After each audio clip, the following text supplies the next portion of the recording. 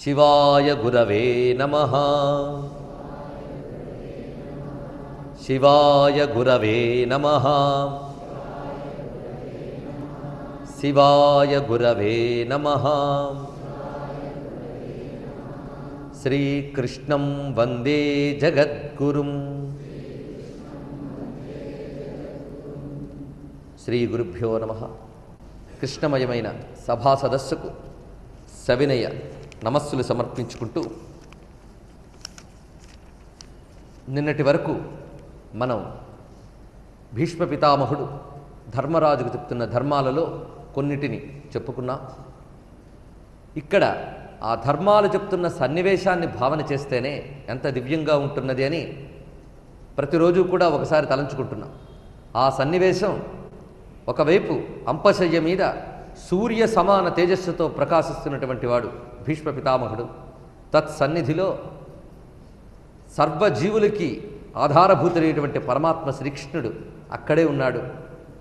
ఆ చుట్టూ ధర్మరాజు మిగిలిన రాజన్యులు, మరొక వైపు వ్యాసుడు, వశిష్ఠుడు, గౌతముడు, విశ్వామిత్రుడు మొదలైన మహర్షులు, ఇంకొక వైపు పుష్పవృష్టిని కురిపిస్తూ దేవతలు, ఇంతమంది సమావేశమైందారు. ఇంకెవరు కావాలి? సర్వదేవసభ, రాజసభ, ఋషి సభ అంతా సమావేశమయ్యుండగా ధర్మం అక్కడ చెప్పబడుతోంది.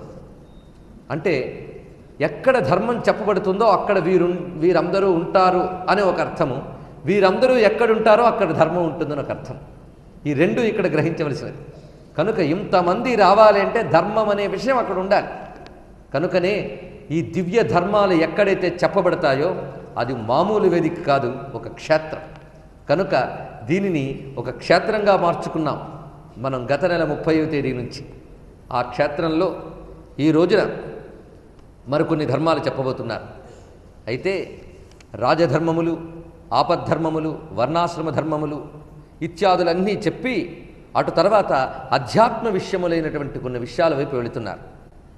అయితే ఇవి చెప్పి అటు వెళ్ళినప్పుడు వదిలి అటు వెళ్ళడం కాదు, వీటితో పాటు అటు వెళ్ళడం అన్నమాట. అది గ్రహించాలి. ఇక్కడ ధర్మము, అధ్యాత్మము ఈ రెండు వేరువేరుకో. కొంతమంది అంటారు ఈ ధర్మాలన్నీ విన్నవేనండి, ఎన్ని మార్లు వింటాం, కనుక ఇవి అవసరం లేదు, ఆధ్యాత్మిక విషయాలు ఏవైనా ఉన్నప్పుడు తెలుసుకుందాం అని. అంటే వారు ఆధ్యాత్మిక పరిణతి చెందకపోతే ఆ మాటలు వస్తాయి వాళ్ళు. ఎందుకంటే ధర్మము అధ్యాత్మము రెండు వేరువేరు కావు, ఇవి కలిసి సాగవలసింది. అది ఇక్కడ చెప్తున్నది. ఇవన్నీ కూడా ఇంకా ఇంకా రహస్యాలు అర్థమవుతాయి మనకి. భీష్మ పితామహుడు వీటన్నిటినీ చెప్తున్నాడంటే ఇవన్నీ కలిపి ఆచరించే పరిపూర్ణ జీవనం మాత్రమే పరమాత్మను అందుకోగలదు అని చెప్తున్నాడు. ఈ చెప్తూ నిన్నటి రోజున కృతజ్ఞత అనే గొప్ప గుణం, దాని గురించి చెప్తున్నారు. మనం అధ్యాత్మ శాస్త్రం, వేదాంత శాస్త్రం అనుకునేటటువంటి భగవద్గీతలో దైవాసుర సంపద్విభాగ యోగం చెప్పబడుతుంది. తేజక్షమా ధృతిశౌచం అద్రోహో నాతిమానిత, అలాగే అభయం సత్వ సంశుద్ధి అని దైవీ గుణాలన్నీ చెప్తాడు. ఈ దైవీ గుణాలన్నీ ఉన్నటువంటి వాడు మాత్రమే ధర్మాన్ని పరిపూర్ణంగా ఆచరించి అధ్యాత్మ విద్యకు యోగ్యుడవుతున్నాడు అని చెప్పారు. అంటే అక్కడ కృష్ణ పరమాత్మ ఏవి చెప్పాడో వాటినే ఇక్కడ భీష్ముడు చెప్పిన ఉపదేశం